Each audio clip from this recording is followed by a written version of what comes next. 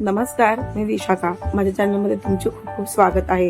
आज आपण रेसिपी बघणार आहोत वांग्याचे काप. तर चला तर मग सुरुवात करूया. हे वांग्याचे काप मी कापून घेतलेत आणि मिठाच्या पाण्यामध्ये बुडवून ठेवलेत, जेणेकरून ते काळे पडणार नाहीत. बघू शकता तुम्ही, मी एकदम पातळ लेअर मध्ये कापून घेतलेत. चला तर आपण साहित्य घेऊया. प्लेट मध्ये मी आलं, लसूण, मिरची, कोथिंबीरची पेस्ट घेतली आहे 1 चमचा. 1 चमचा लाल तिखट, 1 चमचा धने जिरे पूड, अर्धा चमचा हळद, चवीप्रमाणे मीठ. आता आपण हे सगळं मिक्स करून घ्यायचंय. कमी साहित्यामध्ये हे वांग्याचे काप खूप छान लागतात. आता हे मसाला मी वांग्याच्या कापाला लावून घेते.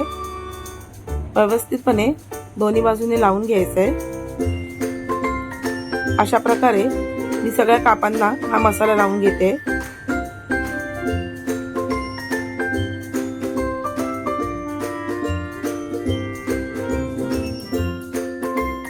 व्यवस्थित सगळीकडे लावून घ्या.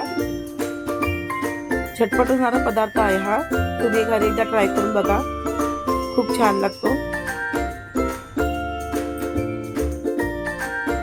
बघू शकता दोन्ही बाजूने मी मसाला लावून घेतलाय.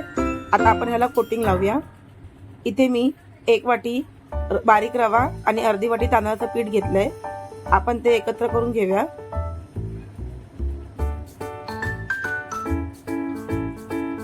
मिक्स करून झालंय. दोन्ही बाजूनी हे कोटिंग व्यवस्थित लावून घेऊया. एका बाजूला मी तेल गरम करत ठेवलंय. आता तेलामध्ये आपण शॅलो फ्राय करून घेऊया.